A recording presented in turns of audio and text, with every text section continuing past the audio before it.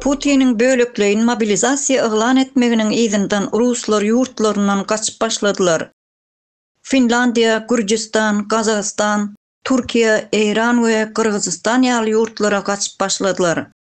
Kaçışların köpüsi Moskva ve Sankt-Peterburg ýaly uly şäherlerden bolýar. Yurtdan kaçışlar gara ýollar we uçurlar arkaly bolýar. Gara ýol arkaly yurtdan kaçış Kazakstana, uçur arkaly bolsa Türkiýe Jumhuriýetine tarap bolýar. Uçur biletleri bir günde 10 000 Amerikan dollaryna barabar boldy. Şeýlelikde şu wagt dünýäde iň gymmat uçur bileti Russiýada satylýar. Beýleki tarapdan bolsa eýýam ýaş oglanlary uruşa gatnaşdyrmak üçin öýlerine çağırış haty gelip başlandygy aýdylýar. Это была война, а сейчас это политика же.